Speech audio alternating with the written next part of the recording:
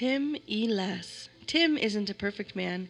He's not the perfect husband or father. He's a man struggling to provide for his family. No matter how hard he tries, it's all falling apart.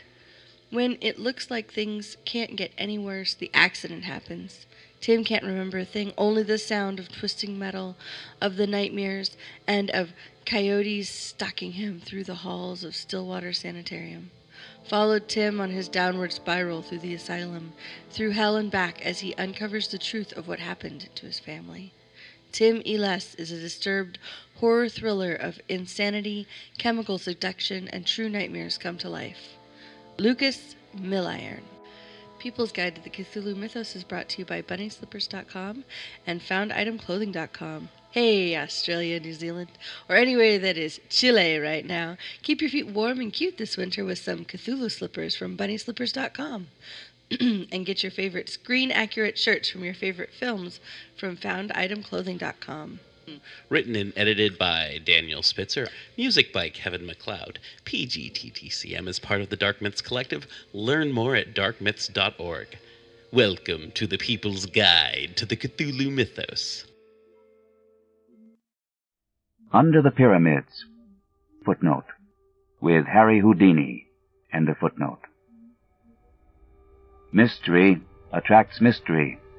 Ever since the wide appearance of my name as a performer of unexplained feats, I have encountered strange narratives and events which my calling has led people to link with my interests and activities.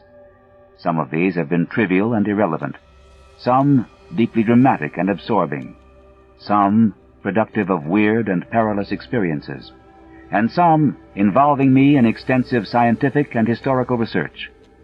Many of these matters I have told, and shall continue to tell very freely. But there is one of which I speak with great reluctance, and which I am now relating only after a session of grilling persuasion from the publishers of this magazine, who had heard vague rumors of it from other members of my family. The hitherto guarded subject pertains to my non-professional visit to Egypt 14 years ago, and has been avoided by me for several reasons. For one thing, I am averse to exploiting certain unmistakably actual facts and conditions obviously unknown to the myriad tourists who throng about the pyramids, and apparently secreted with much diligence by the authorities at Cairo, who cannot be wholly ignorant of them. For another thing, I dislike to recount an incident in which my own fantastic imagination must have played so great a part. What I saw, or thought I saw, certainly did not take place, but is rather to be viewed as a result of my then recent readings in Egyptology, and of the speculations anent this theme which my environment naturally prompted. These imaginative stimuli, magnified by the excitement of an actual event terrible enough in itself, undoubtedly gave rise to the culminating horror of that grotesque night so long past. In January 1910, I had finished a professional engagement in England and signed a contract for a tour of Australian theaters. A liberal time being allowed for the trip, I determined to make the most of it in the sort of travel which chiefly interests me. So, accompanied by my wife, I drifted pleasantly down the continent and embarked at Marseille on the P&O steamer Malwa, bound for Port Said. From that point, I proposed to visit the principal historical localities of Lower Egypt before leaving finally for Australia. The voyage was an agreeable one, and enlivened by many of the amusing incidents which befall a magical performer apart from his work. I had intended, for the sake of quiet travel, to keep my name a secret, but was goaded into betraying myself by a fellow magician whose anxiety to astound the passengers with ordinary tricks tempted me to duplicate and exceed his feats in a manner quite destructive of my incognito. I mention this because of its ultimate effect, an effect I should have foreseen before unmasking to a shipload of tourists about to scatter throughout the Nile Valley. What it did was to herald my identity wherever I subsequently went, and deprive my wife and me of all the placid inconspicuousness we had sought. Traveling to seek curiosities, I was often forced to stand inspection as a sort of curiosity myself. We had come to Egypt in search of the picturesque and the mystically impressive, but found little enough when the ship edged up to Port Said and discharged its passengers in small boats. low dunes of sand, bobbing buoys in shallow water, and a drearily European small town with nothing of interest save the great Lesseps statue, made us anxious to get on to something more worth our while. After some discussion, we decided to proceed at once to Cairo and the pyramids, later going to Alexandria for the Australian boat and for whatever Greco-Roman sites that ancient metropolis might present. The railway journey was tolerable enough and consumed only 4 hours and a half. We saw much of the Suez Canal, whose route we followed as far as Ismailia, and later had a taste of old Egypt in our glimpse of the restored freshwater canal of the Middle Empire. Then, at last, we saw Cairo glimmering through the growing dusk, a twinkling constellation which became a blaze as we halted at the great Gare Centrale. But once more, disappointment awaited us, for all that we beheld was European, save the costumes and the crowds. A prosaic subway led to a square teeming with carriages, taxicabs, and trolley cars, and gorgeous with electric lights shining on tall buildings, whilst the very theatre where I was vainly requested to play, and which I later attended as a spectator, had recently been renamed the American Cosmograph. We stopped at Shepherd's Hotel, reached in a taxi that sped along broad, smartly built-up streets, and amidst the perfect service of its restaurant, elevators, and generally Anglo-American luxuries, the mysterious East and immemorial past seemed very far away. The next day, however, precipitated us delightfully into the heart of the Arabian Nights atmosphere, and in the winding ways and exotic skyline of Cairo, the Baghdad of Harun al-Rashid seemed to live again. Guided by our Baedeker, we had struck east past the Ezbekaya Gardens along the Musky in quest of the native quarter, and were soon in the hands of a clamorous cicerone who, notwithstanding later developments, was assuredly a master at his trade. Not until afterward did I see that I should have applied at the hotel for a licensed guide. This man, a shaven, peculiarly hollow-voiced, and relatively cleanly fellow, who looked like a pharaoh and called himself Abdul Reis el-Drogman, appeared to have much power over others of his kind, though subsequently the police professed not to know of him, and to suggest that Reis is merely a name for any person in authority, whilst Drogman is obviously no more than a clumsy modification of the word for a leader of tourist parties, dragoman. Abdul led us among such wonders as we had before only read and dreamed of. Old Cairo is itself a storybook and a dream. Labyrinths of narrow alleys, redolent of aromatic secrets. Arabesque balconies and oriels nearly meeting above the cobbled streets. Maelstroms of oriental traffic with strange cries, cracking whips, rattling carts, jingling money, and braying donkeys. Kaleidoscopes of polychrome robes, veils, turbans, and tarbushes. Water carriers and dervishes, dogs and cats, soothsayers and barbers, and over all, the whining of blind beggars crouched in alcoves, and the sonorous chanting of muezzins from minarets limned delicately against the sky of deep, unchanging blue. The roofed, quieter bazaars were hardly less alluring. Spice, perfume, incense, beads, rugs, silks, and brass. Old Mahmud Suleiman squats cross-legged amidst his gummy bottles, while chattering youths pulverize mustard in the hollowed-out capital of an ancient classic column. A Roman Corinthian, perhaps from neighboring Heliopolis, for Augustus stationed one of his 3 Egyptian legions. Antiquity begins to mingle with exoticism. And then the mosques and the museum, we saw them all, and tried not to let our Arabian revel succumb to the darker charm of pharaonic Egypt which the museum's priceless treasures offered. That was to be our climax, and for the present we concentrated on the medieval Saracenic glories of the caliphs, whose magnificent tomb mosques form a glittering fairy necropolis on the edge of the Arabian desert. At length, Abdul took us along the Sharia Muhammad Ali to the ancient mosque of Sultan Hassan, and the tower-flanked Bab al-Azab, beyond which climbs the steep-walled pass to the mighty citadel that Saladin himself built with the stones of forgotten pyramids. It was sunset when we scaled that cliff, circled the modern mosque of Muhammad Ali, and looked down from the dizzy parapet over mystic Cairo. Mystic Cairo, all golden with its carven domes, its ethereal minarets, and its flaming gardens.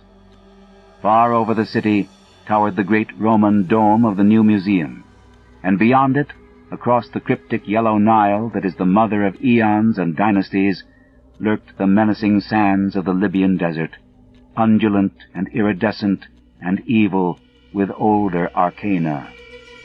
The red sun sank low, bringing the relentless chill of Egyptian dusk, and as it stood poised on the world's rim like that ancient god of Heliopolis, Re Harakta, the horizon sun, we saw silhouetted against its vermal holocaust the black outlines of the pyramids of Giza. The Paleogean tombs there were hoary with 1,000 years when Tutankhamun mounted his golden throne in distant Thebes. Then we knew that we were done with Saracen Cairo, and that we must taste the deeper mysteries of primal Egypt, the black chem of Re and Amun, Isis and Osiris. The next morning we visited the pyramids, riding out in a victoria across the great Nile bridge with its bronze lions, the island of Gezira with its massive lebbek trees, and the smaller English bridge to the western shore. Down the shore road we drove, between great rows of lebbeks and past the vast zoological gardens, to the suburb of Giza, where a new bridge to Cairo proper has since been built. Then, turning inland along the Sharia el-Haram, we crossed a region of glassy canals and shabby native villages, till before us loomed the objects of our quest, cleaving the mists of dawn and forming inverted replicas in the roadside pools. 40 centuries, as Napoleon had told his campaigners there, indeed looked down upon us. The road now rose abruptly, till we finally reached our place of transfer between the trolley station and the Mina House Hotel. Abdul Reis, who capably purchased our pyramid tickets, seemed to have an understanding with the crowding, yelling, and offensive Bedouins who inhabited a squalid mud village some distance away and pestiferously assailed every traveler, for he kept them very decently at bay and secured an excellent pair of camels for us, himself mounting a donkey and assigning the leadership of our animals to a group of men and boys more expensive than useful. The area to be traversed was so small that camels were hardly needed, but we did not regret adding to our experience this troublesome form of desert navigation. The pyramids stand on a high rock plateau. This group, forming next to the northernmost of the series of regal and aristocratic cemeteries built in the neighborhood of the extinct capital, Memphis, which lay on the same side of the Nile, somewhat south of Giza, and which flourished between 3,400 and 2000 B.C. The greatest pyramid, which lies nearest the modern road, was built by King Cheops, or Khufu, about 2,800 B.C., and stands more than 450 feet in perpendicular height.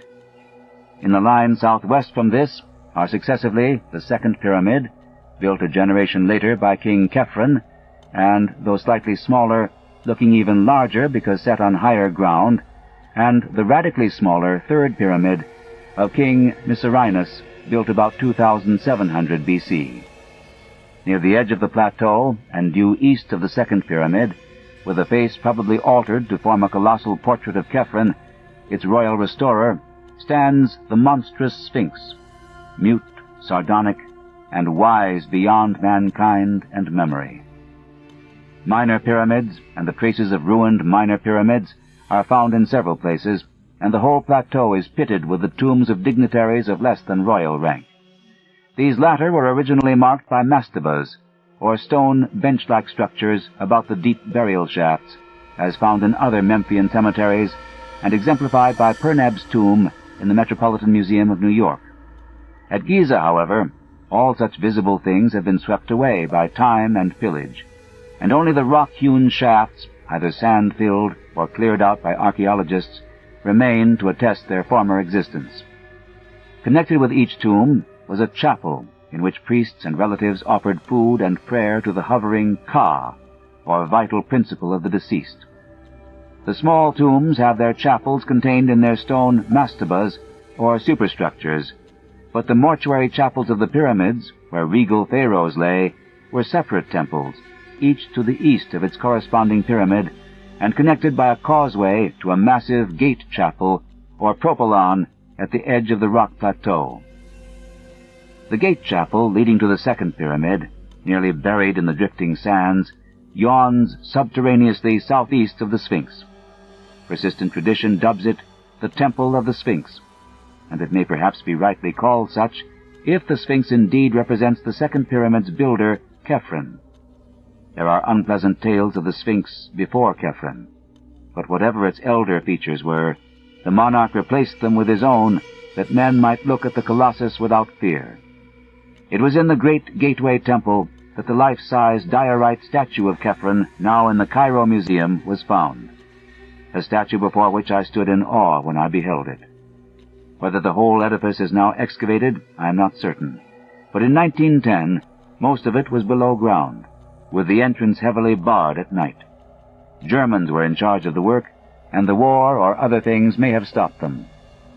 I would give much, in view of my experience and of certain Bedouin whisperings discredited or unknown in Cairo, to know what is developed in connection with a certain well in a transverse gallery where statues of the pharaoh were found in curious juxtaposition to the statues of baboons.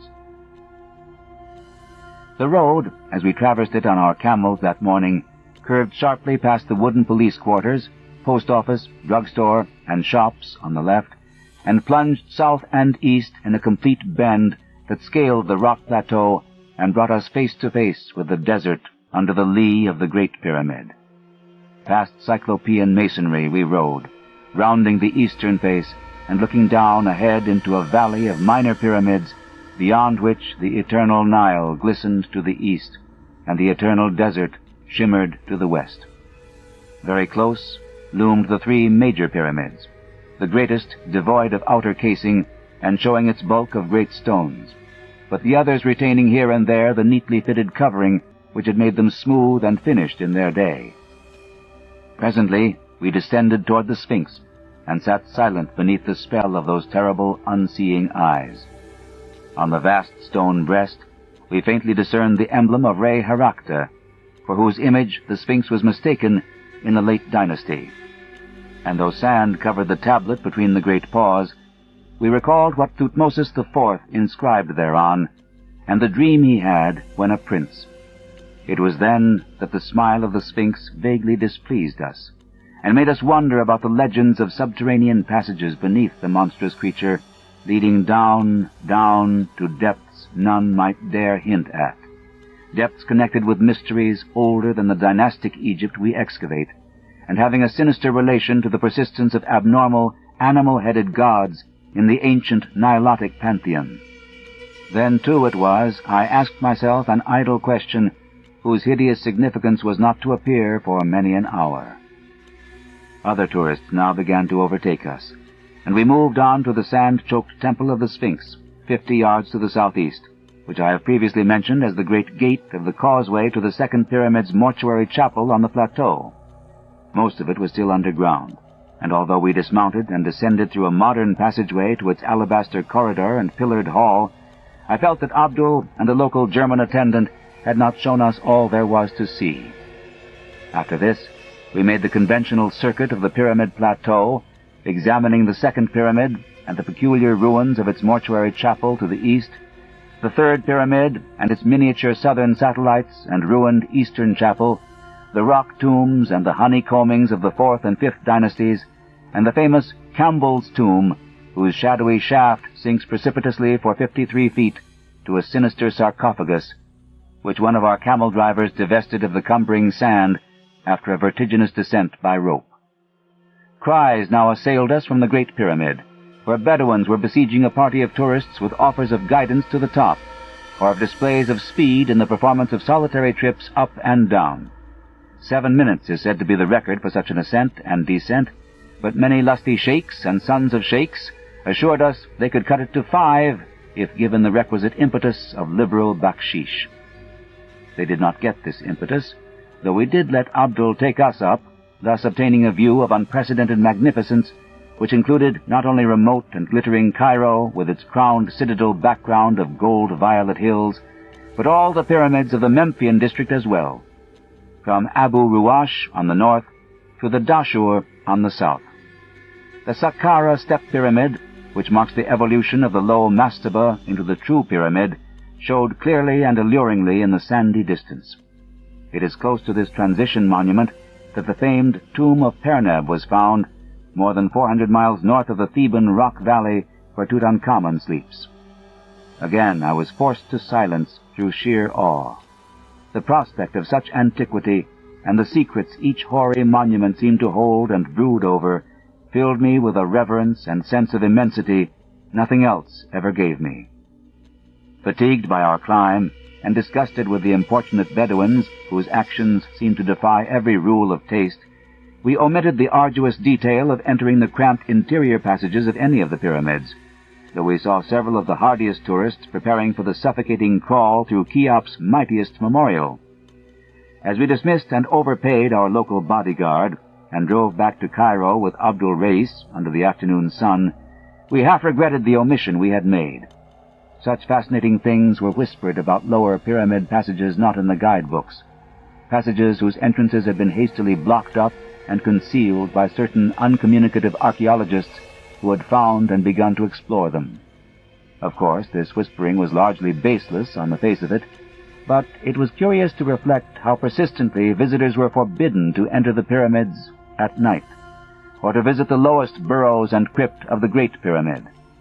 Perhaps in the latter case, it was the psychological effect which was feared, the effect on the visitor of feeling himself huddled down beneath a gigantic world of solid masonry, joined to the life he has known by the merest tube in which he may only crawl, and which any accident or evil design might block. The whole subject seemed so weird and alluring that we resolved to pay the Pyramid Plateau another visit at the earliest possible opportunity. For me, this opportunity came much earlier than I expected. That evening, the members of our party feeling somewhat tired after the strenuous program of the day, I went alone with Abdul Reis for a walk through the picturesque Arab quarter. Though I had seen it by day, I wished to study the alleys and bazaars in the dusk, when rich shadows and mellow gleams of light would add to their glamour and fantastic illusion. The native crowds were thinning, but were still very noisy and numerous when we came upon a knot of reveling Bedouins in the Souk Anahassin, or Bazaar of the Coppersmiths. Their apparent leader, an insolent youth with heavy features and saucily cocked tarbush, took some notice of us, and evidently recognized with no great friendliness my competent, but admittedly supercilious and sneeringly disposed guide. Perhaps, I thought, he resented that odd reproduction of the Sphinx half-smile, which I had often remarked with amused irritation. Or perhaps he did not like the hollow and sepulchral resonance of Abdul's voice. At any rate, the exchange of ancestrally opprobrious language became very brisk, and before long, Ali Ziz, as I heard the stranger called when called by no worse name, began to pull violently at Abdul's robe, an action quickly reciprocated, and leading to a spirited scuffle in which both combatants lost their sacredly cherished headgear and would have reached an even direr condition had I not intervened and separated them by main force.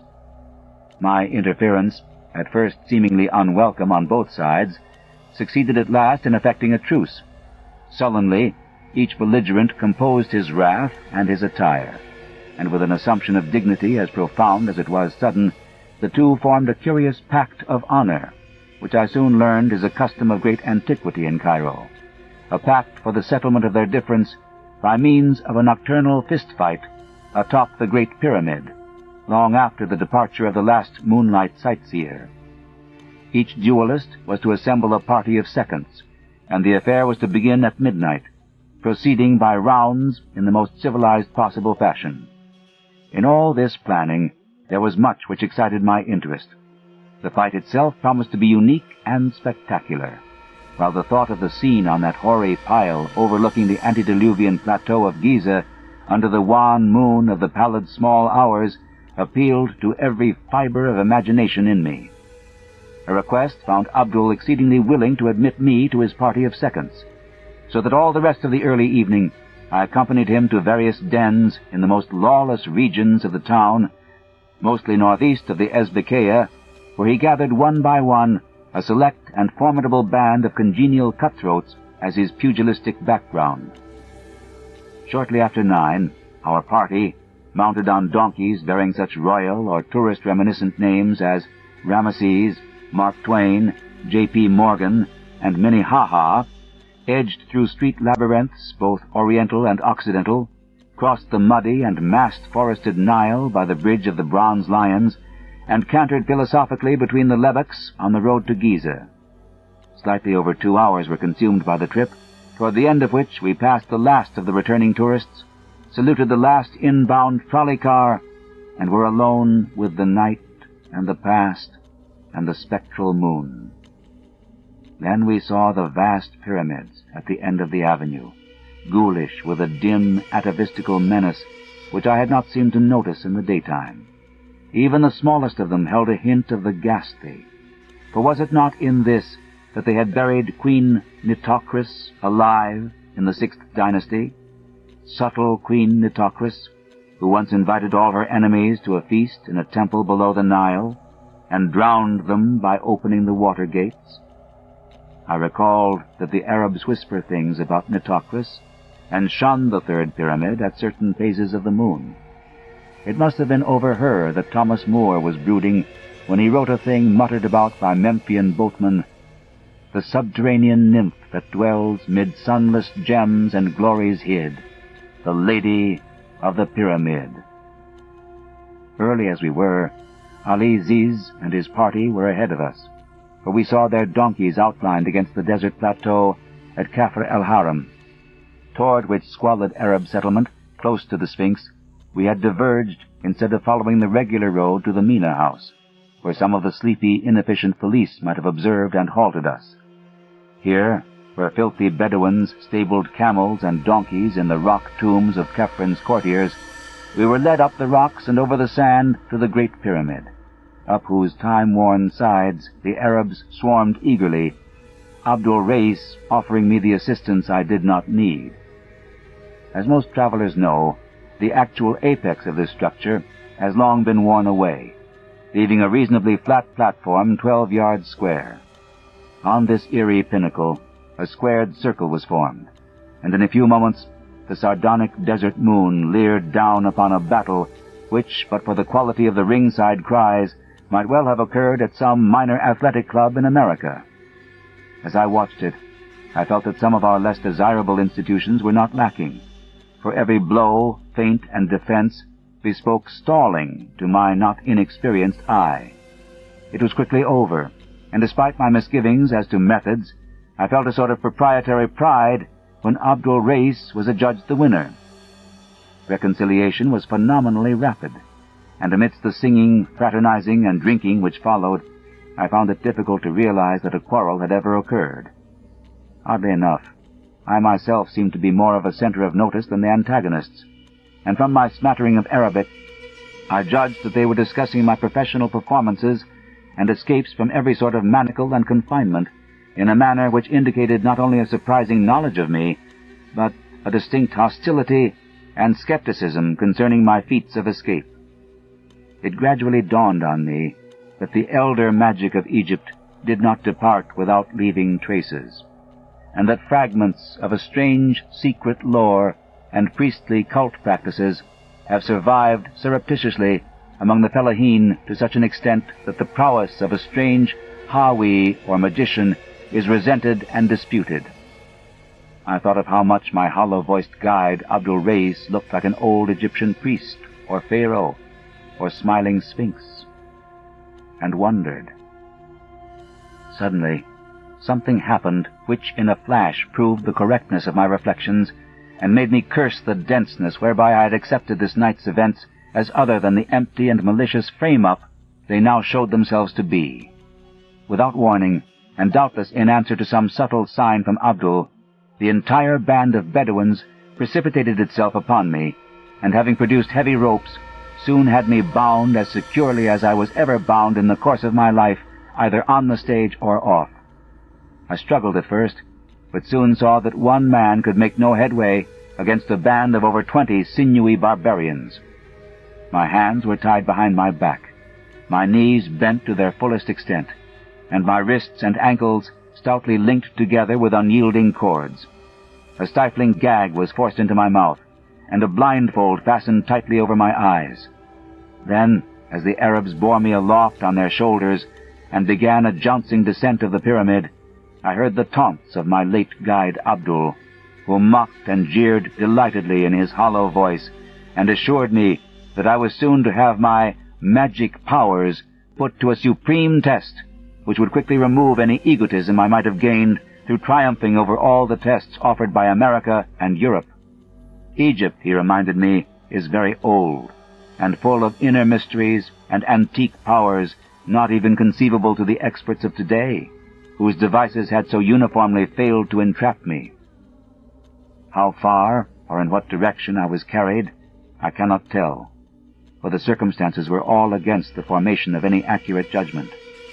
I know, however, that it could not have been a great distance, since my bearers at no point hastened beyond a walk, yet kept me aloft a surprisingly short time. It is this perplexing brevity which makes me feel almost like shuddering whenever I think of Giza and its plateau, for one is oppressed by hints of the closeness to everyday tourist routes of what existed then and must exist still. The evil abnormality I speak of did not become manifest at first. Setting me down on a surface which I recognized as sand rather than rock, my captors passed a rope around my chest and dragged me a few feet to a ragged opening in the ground, into which they presently lowered me with much rough handling. For apparent eons, I bumped against the stony, irregular sides of a narrow-hewn well, which I took to be one of the numerous burial shafts of the plateau, until the prodigious, almost incredible depth of it robbed me of all basis of conjecture. The horror of the experience deepened with every dragging second. That any descent through the sheer solid rock could be so vast without reaching the core of the planet itself, or that any rope made by man could be so long as to dangle me in these unholy and seemingly fathomless profundities of nether earth, were beliefs of such grotesqueness that it was easier to doubt my agitated senses than to accept them. Even now I am uncertain, for I know how deceitful the sense of time becomes when one or more of the usual perceptions or conditions of life is removed or distorted. But I am quite sure that I preserved a logical consciousness that far, that at least I did not add any full-grown phantoms of imagination to a picture hideous enough in its reality and explicable by a type of cerebral illusion vastly short of actual hallucination. All this was not the cause of my first bit of fainting.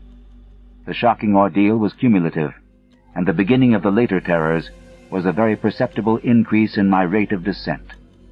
They were paying out that infinitely long rope very swiftly now, and I scraped cruelly against the rough and constricted sides of the shaft as I shot madly downward. My clothing was in tatters, and I felt the trickle of blood all over, even above the mounting and excruciating pain.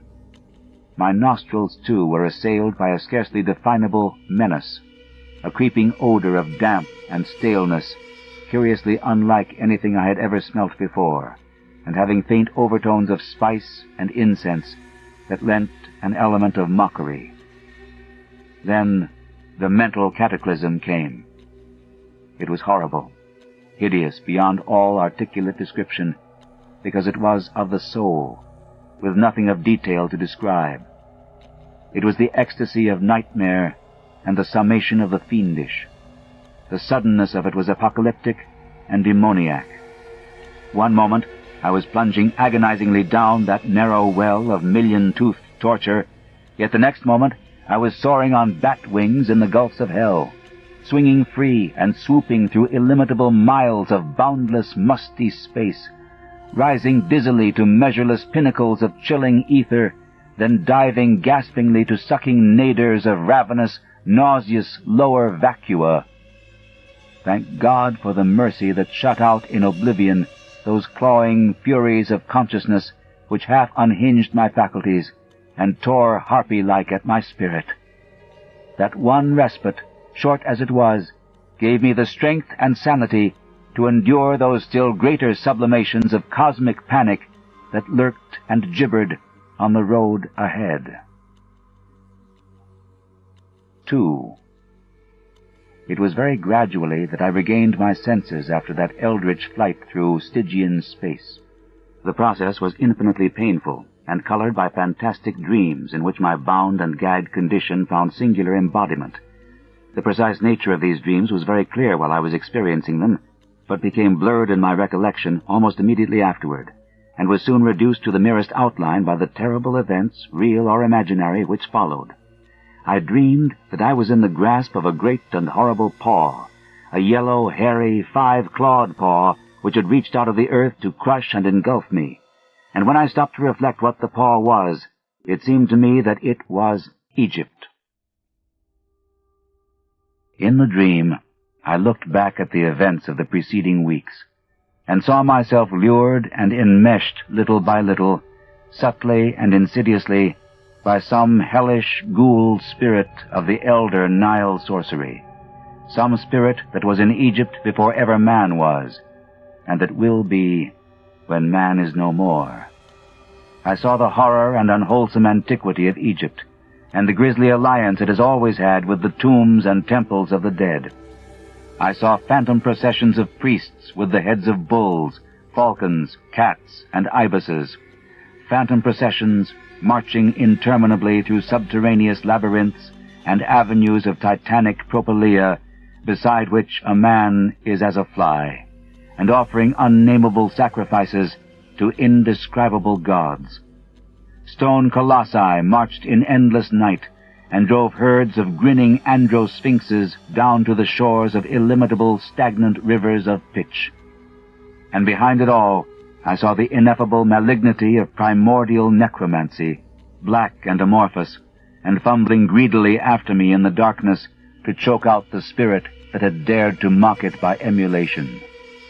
In my sleeping brain, there took shape a melodrama of sinister hatred and pursuit, and I saw the black soul of Egypt singling me out and calling me in inaudible whispers, calling and luring me, leading me on with the glitter and glamour of Saracenic surface, but ever pulling me down to the age-mad catacombs and horrors of its dead and abysmal pharaonic heart. Then the dream faces took on human resemblances, and I saw my guide, Abdul Reis, in the robes of a king, with the sneer of the Sphinx on his features, and I knew that those features were the features of Khephren the Great, who raised the second pyramid, carved over the Sphinx's face in the likeness of his own, and built that titanic gateway temple whose myriad corridors the archaeologists think they have dug out of the cryptical sand and the uninformative rock. And I looked at the long, lean, rigid hand of Khephren, the long, lean, rigid hand as I had seen it on the diorite statue in the Cairo Museum, the statue they had found in the terrible Gateway Temple, and I wondered that I had not shrieked when I saw it on Abdul Reis. That hand, it was hideously cold, and it was crushing me. It was the cold and cramping of the sarcophagus, the chill and constriction of unrememberable Egypt.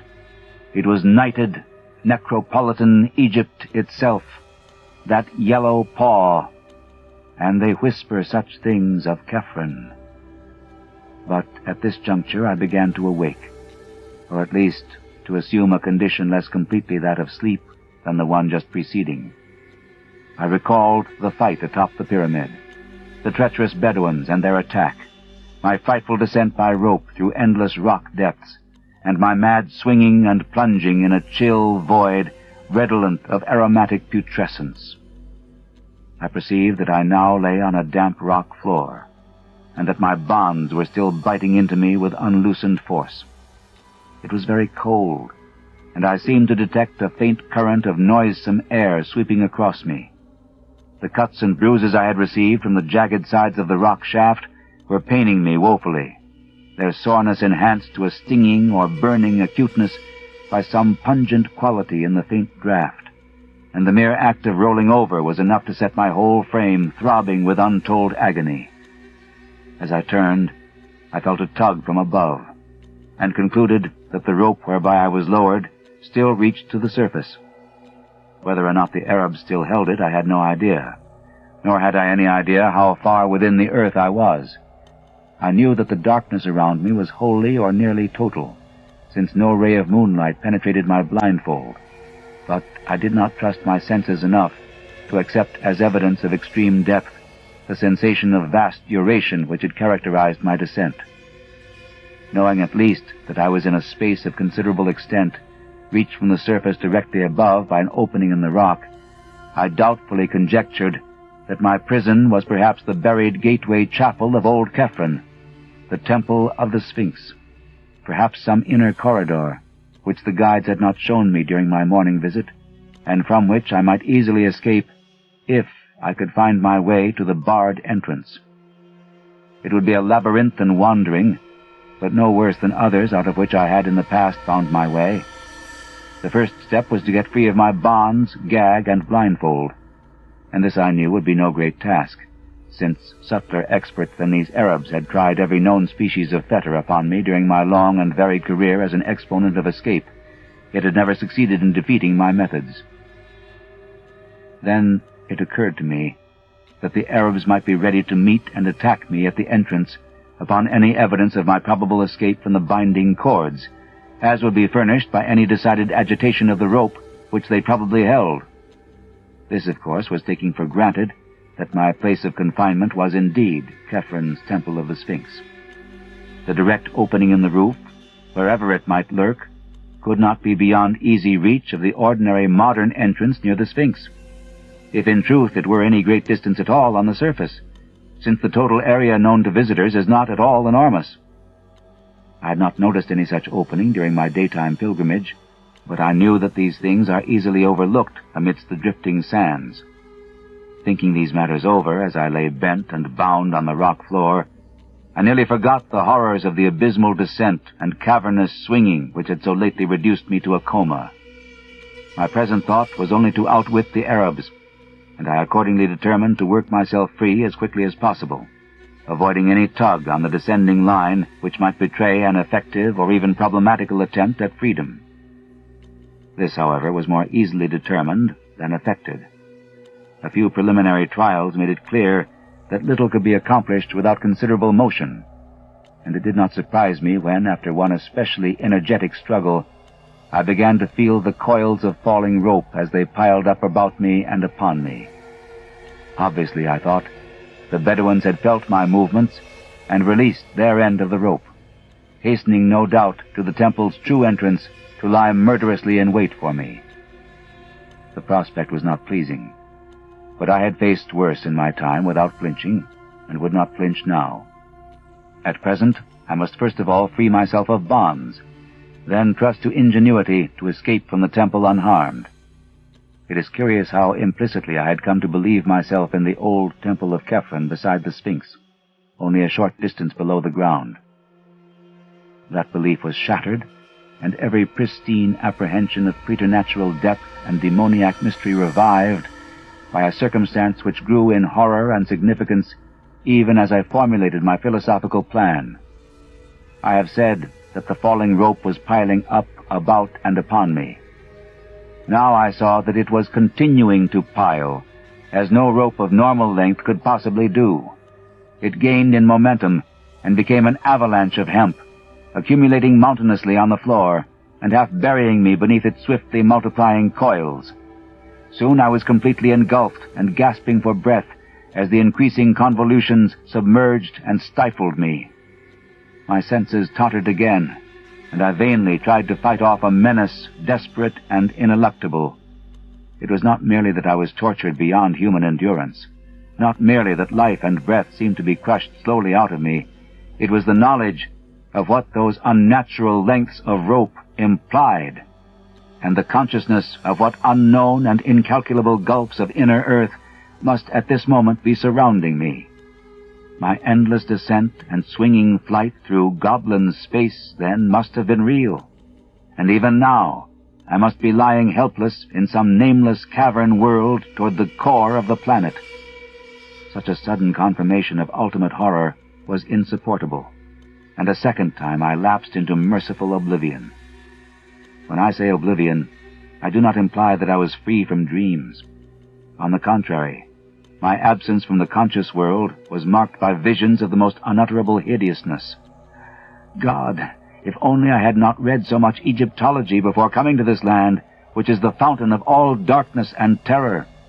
This second spell of fainting filled my sleeping mind anew with shivering realization of the country and its archaic secrets, and through some damnable chance my dreams turned to the ancient notions of the dead and their sojournings in soul and body beyond those mysterious tombs which were more houses than graves. I recalled in dream shapes, which it is well that I do not remember, the peculiar and elaborate construction of Egyptian sepulchres, and the exceedingly singular and terrific doctrines which determined this construction. All these people thought of was death and the dead. They conceived of a literal resurrection of the body, which made them mummify it with desperate care, and preserve all the vital organs in canopic jars near the corpse. Whilst besides the body, they believed in two other elements: the soul, which, after its weighing and approval by Osiris, dwelt in the land of the blessed, and the obscure and portentous Ka, or life principle, which wandered about the upper and lower worlds in a horrible way, demanding occasional access to the preserved body, consuming the food offerings brought by priests and pious relatives to the mortuary chapel, and sometimes, as men whispered, taking its body, or the wooden double always buried beside it, and stalking noxiously abroad on errands peculiarly repellent.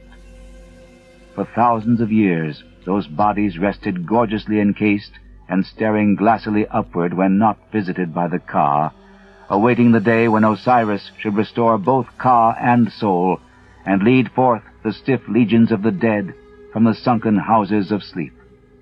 It was to have been a glorious rebirth, but not all souls were approved, nor were all tombs inviolate, so that certain grotesque mistakes and fiendish abnormalities were to be looked for. Even today, the Arabs murmur of unsanctified convocations and unwholesome worship in forgotten nether abysses, which only winged invisible Kas and soulless mummies may visit and return unscathed. Perhaps the most leeringly blood-congealing legends are those which relate to certain perverse products of decadent priestcraft. Composite mummies made by the artificial union of human trunks and limbs with the heads of animals in imitation of the elder gods. At all stages of history, the sacred animals were mummified, so that consecrated bulls, cats, ibises, crocodiles, and the like might return some day to greater glory. But only in the decadence did they mix the human and animal in the same mummy. Only in the decadence, when they did not understand the rights and prerogatives of the Ka and the soul. What happened to those composite mummies is not told of, at least publicly, and it is certain that no Egyptologist ever found one. The whispers of Arabs are very wild and cannot be relied upon. They even hint that old Khephren, he of the Sphinx, the second pyramid, and the yawning gateway temple, lives far underground, wedded to the ghoul queen Nitocris, and ruling over the mummies that are neither of man nor of beast. It was of these, of Khephren and his consort, and his strange armies of the hybrid dead, that I dreamed. And that is why I am glad the exact dream shapes have faded from my memory. My most horrible vision was connected with an idle question I had asked myself the day before, when looking at the great carven riddle of the desert, and wondering with what unknown depths the temple so close to it might be secretly connected. That question, so innocent and whimsical then, assumed in my dream a meaning of frenetic and hysterical madness. What huge and loathsome abnormality was the Sphinx originally carven to represent? My second awakening, if awakening it was, is a memory of stark hideousness, which nothing else in my life, save one thing which came after, can parallel. And that life has been full and adventurous beyond most men's. remember that I had lost consciousness whilst buried beneath a cascade of falling rope, whose immensity revealed the cataclysmic depth of my present position.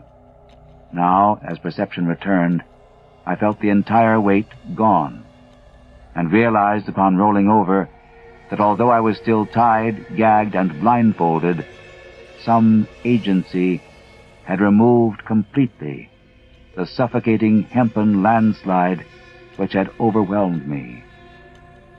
The significance of this condition, of course, came to me only gradually, but even so, I think it would have brought unconsciousness again had I not by this time reached such a state of emotional exhaustion that no new horror could make much difference. I was alone. With what?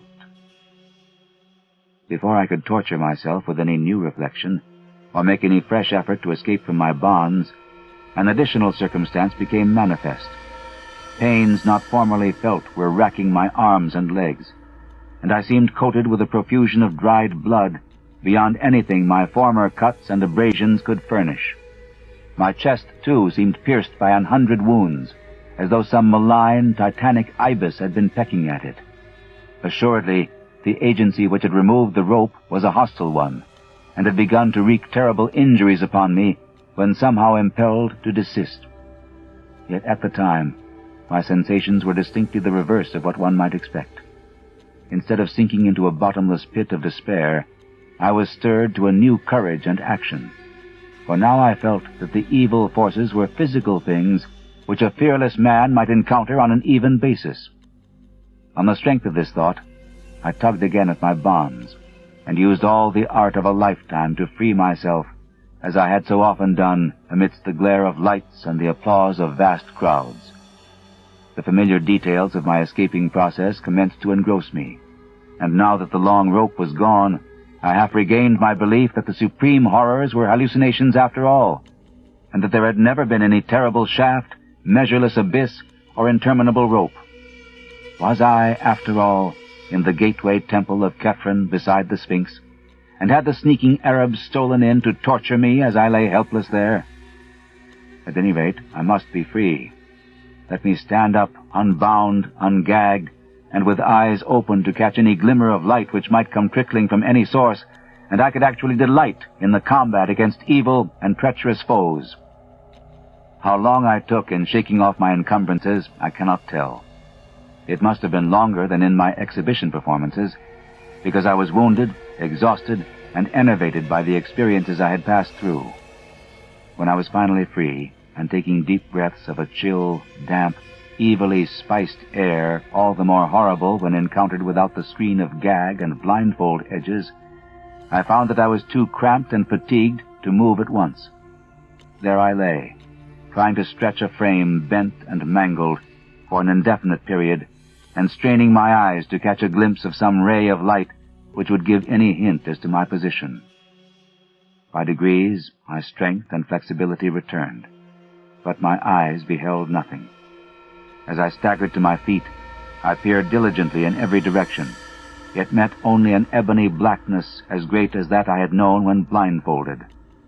I tried my legs, blood encrusted beneath my shredded trousers, and found that I could walk, yet could not decide in what direction to go. Obviously, I ought not to walk at random, and perhaps retreat directly from the entrance I sought. So I paused to note the direction of the cold, fetid, natron-scented air current which I had never ceased to feel. Accepting the point of its source as the possible entrance to the abyss, I strove to keep track of this landmark and to walk consistently toward it. I had had a matchbox with me, and even a small electric flashlight, but of course the pockets of my tossed and tattered clothing were long since emptied of all heavy articles. As I walked cautiously in the blackness, the draft grew stronger and more offensive, till at length I could regard it as nothing less than a tangible stream of detestable vapor pouring out of some aperture like the smoke of the genie from the fisherman's jar in the Eastern tale. The East.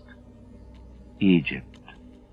Truly, this dark cradle of civilization was ever the wellspring of horrors and marvels unspeakable. The more I reflected on the nature of this cavern wind, the greater my sense of disquiet became. For although, despite its odor, I had sought its source as at least an indirect clue to the outer world, I now saw plainly that this foul emanation could have no admixture or connection whatsoever with the clean air of the Libyan desert, but must be essentially a thing vomited from sinister gulfs still lower down. I had then been walking in the wrong direction. After a moment's reflection, I decided to retrace my steps. Away from the draft, I would have no landmarks, for the roughly level rock floor was devoid of distinctive configurations.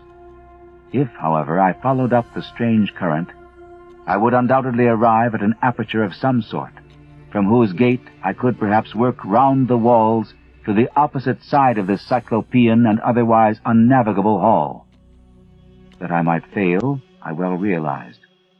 I saw that this was no part of Khephrun's gateway temple, which tourists know, and it struck me that this particular hall might be unknown even to archaeologists, and merely stumbled upon by the inquisitive and malignant Arabs who had imprisoned me.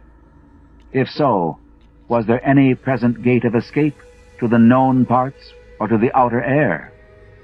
What evidence, indeed, did I now possess that this was the gateway temple at all? For a moment, all my wildest speculations rushed back upon me, and I thought of that vivid mélange of impressions: descent, suspension in space, the rope, my wounds, and the dreams that were, frankly, dreams. Was this the end of life for me? Or indeed, would it be merciful if this moment were the end? I could answer none of my own questions, but merely kept on till fate for a third time reduced me to oblivion. This time there were no dreams, for the suddenness of the incident shocked me out of all thought, either conscious or subconscious. Tripping on an unexpected descending step at a point where the offensive draft became strong enough to offer an actual physical resistance, I was precipitated headlong down a black flight of huge stone stairs into a gulf of hideousness unrelieved. That I ever breathed again is a tribute to the inherent vitality of the healthy human organism. Often I look back to that night and feel a touch of actual humor in those repeated lapses of consciousness, lapses whose succession reminded me at the time of nothing more than the crude cinema melodramas of that period. Of course, it is possible that the repeated lapses never occurred, and that all the features of that underground nightmare were merely the dreams of one long coma, which began with the shock of my descent into that abyss, and ended with the healing balm of the outer air and of the rising sun, which found me stretched on the sands of Giza before the sardonic and dawn-flushed face of the Great Sphinx. I prefer to believe this latter explanation as much as I can. Hence, was glad when the police told me that the barrier to Khephrun's gateway temple had been found unfastened, and that a sizable rift to the surface did actually exist in one corner of the still buried part. I was glad, too, when the doctors pronounced my wounds only those to be expected from my seizure, blindfolding, lowering, struggling with bonds, falling some distance, perhaps into a depression in the temple's inner gallery, dragging myself to the outer barrier and escaping from it, and experiences like that. A very soothing diagnosis. And yet, I know that there must be more than appears on the surface. That extreme descent is too vivid a memory to be dismissed. And it is odd that no one has ever been able to find a man answering the description of my guide, Abdul Reis el-Drogman, the tomb-throated guide who looked and smiled like King Khephrun. I have digressed from my connected narrative, perhaps in the vain hope of evading the telling of that final incident, that incident which of all is most certainly an hallucination. But I promise to relate it, and do not break promises. When I recovered, or seemed to recover, my senses after that fall down the black stone stairs, I was quite as alone and in darkness as before. The windy stench, bad enough before, was now fiendish, yet I had acquired enough familiarity by this time to bear it stoically. Dazedly, I began to crawl away from the place whence the putrid wind came, and with my bleeding hands felt the colossal blocks of a mighty pavement. Once my head struck against a hard object, and when I felt of it, I learned that it was the base of a column of unbelievable immensity, whose surface was covered with gigantic, chiseled hieroglyphics, very perceptible to my touch. Crawling on, I encountered other Titan columns at incomprehensible distances apart, when suddenly my attention was captured by the realization of something which must have been impinging on my subconscious hearing long before the conscious sense was aware of it. From some still lower chasm in Earth's bowels were proceeding certain sounds, measured and definite, and like nothing I had ever heard before. That they were very ancient and distinctly ceremonial, I felt almost intuitively, and much reading in Egyptology led me to associate them with the flute, the sambuca, the sistrum, and the tympanum. In their rhythmic piping, droning, rattling, and beating, I felt an element of terror beyond all the known terrors of Earth, a terror peculiarly dissociated from personal fear, and taking the form of a sort of objective pity for our planet, that it should hold within its depths such horrors as must lie beyond these Egyptanic cacophonies. The sounds increased in volume, and I felt that they were approaching. Then, and may all the gods of all pantheons unite to keep the light from my ears again, I began to hear, faintly and afar off, the morbid and millennial tramping of the marching things. It was hideous that footfalls so dissimilar should move in such perfect rhythm. The training of unhallowed thousands of years must lie behind that march of Earth's inmost monstrosities, padding, clicking, walking, stalking, rumbling, lumbering, crawling, and all to the abhorrent discords of those mocking instruments. And then, God keep the memory of those Arab legends out of my head, the mummies without souls, the meeting place of the wandering Kas, the hordes of the devil-cursed pharaonic dead of 40 centuries, the composite mummies led through the uttermost onyx voids by King Khephren and his ghoul queen Nitocris. The tramping drew nearer. Heaven save me from the sound of those feet and paws and hooves and pads and talons as it commenced to acquire detail. Down limitless reaches of sunless pavement, a spark of light flickered in the malodorous wind, and I drew behind the enormous circumference of a cyclopic column, that I might escape for a while the horror that was stalking million-footed toward me through gigantic hypostyles of inhuman dread and phobic antiquity. The flickers increased, and the tramping and dissonant rhythm grew sickeningly loud. In the quivering orange light, there stood faintly forth a scene of such stony awe that I gasped from a sheer wonder that conquered even fear and repulsion. Bases of columns whose middles were higher than human sight, mere bases of things that must each dwarf the Eiffel Tower to insignificance, hieroglyphics carved by unthinkable hands in caverns where daylight can be only a remote legend. I would not look at the marching things. That I desperately resolved as I heard their creaking joints and nitrous wheezing above the dead music and the dead tramping. It was merciful that they did not speak. But God, their crazy torches began to cast shadows on the surface of those stupendous columns. Heaven take it away! Hippopotami should not have human hands and carry torches. Men should not have the heads of crocodiles. I tried to turn away, but the shadows and the sounds and the stench were everywhere. Then I remembered something I used to do in half-conscious nightmares as a boy, and began to repeat to myself, "This is a dream. This is a dream." But it was of no use, and I could only shut my eyes and pray. At least, that is what I think I did, for one is never sure in visions. And I know this can have been nothing more. I wondered whether I should ever reach the world again, and at times would furtively open my eyes to see if I could discern any feature of the place other than the wind of spiced putrefaction, the topless columns, and the thaumatropically grotesque shadows of abnormal horror. The sputtering glare of multiplying torches now shone, and unless this hellish place were wholly without walls, I could not fail to see some boundary or fixed landmark soon. But I had to shut my eyes again when I realized how many of the things were assembling, and when I glimpsed a certain object walking solemnly and steadily without any body above the waist. A fiendish and ululent corpse gurgle or death rattle now split the very atmosphere, the charnel atmosphere, poisonous with naphtha and bitumen blasts, in one concerted chorus from the ghoulish legion of hybrid blasphemies.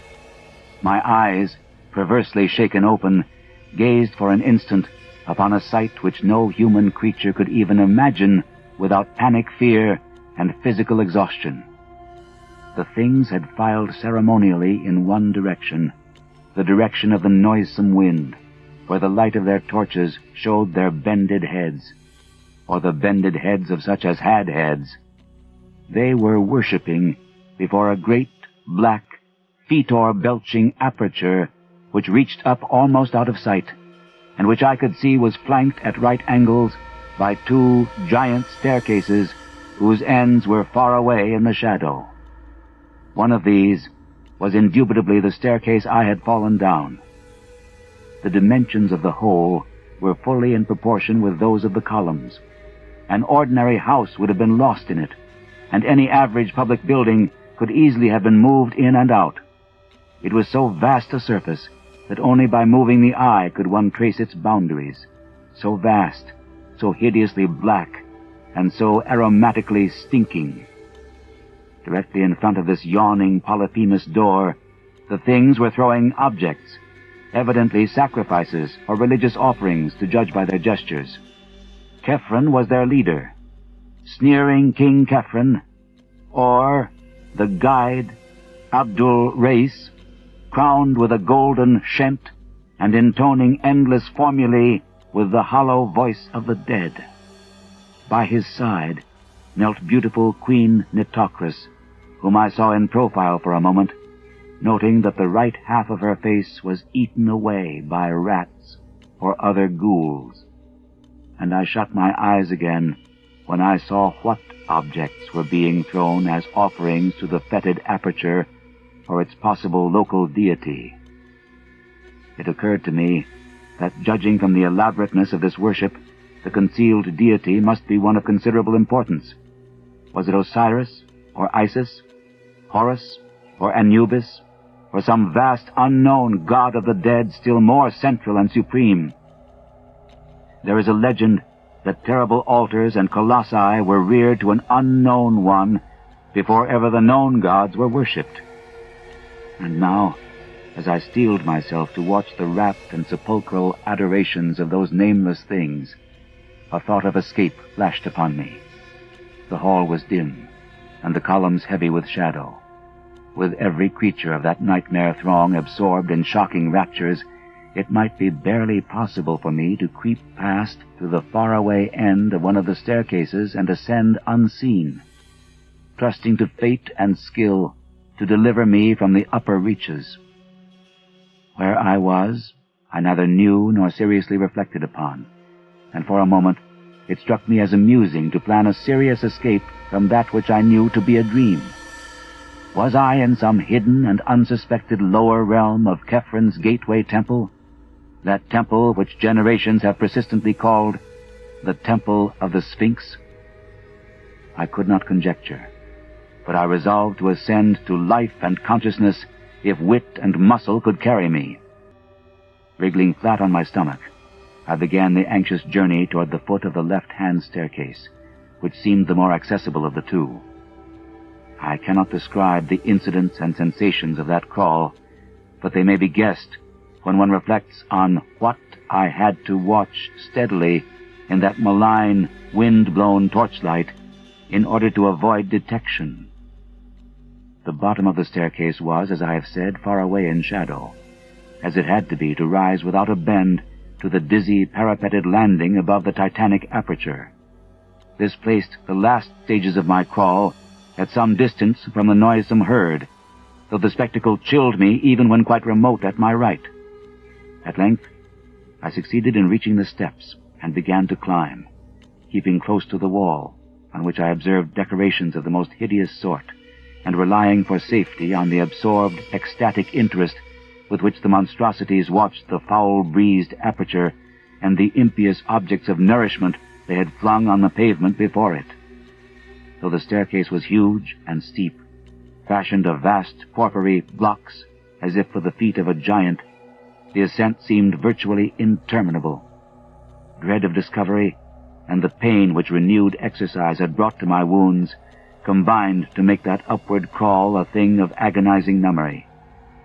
I had intended, on reaching the landing, to climb immediately onward along whatever upper staircase might mount from there, stopping for no last look at the carrion abominations that pawed and genuflected some 70 or 80 feet below.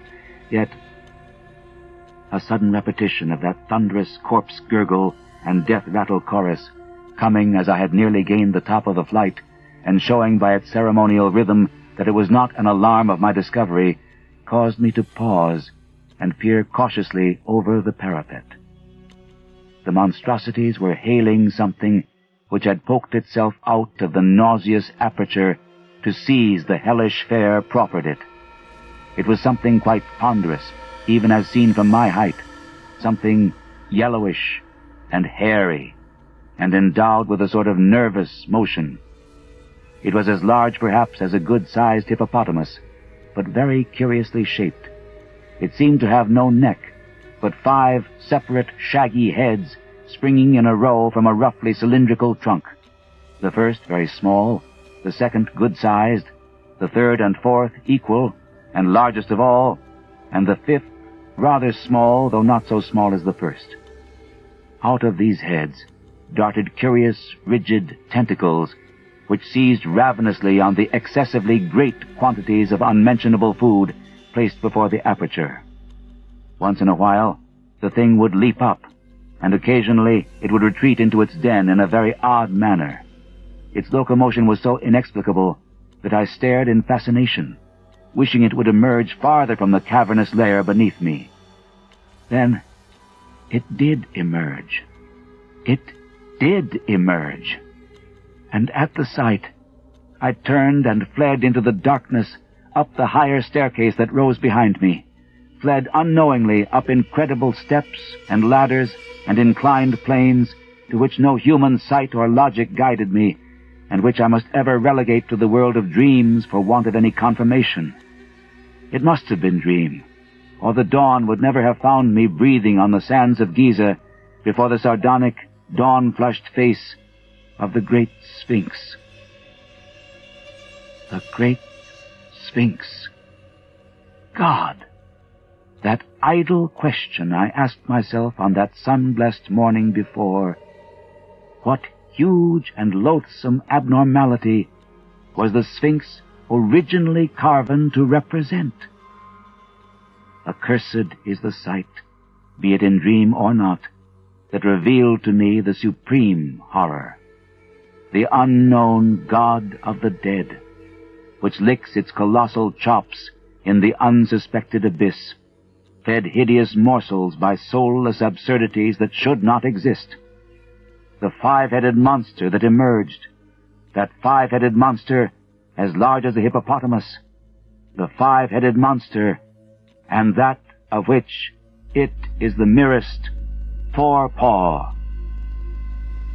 But I survived, and I know it was only a dream.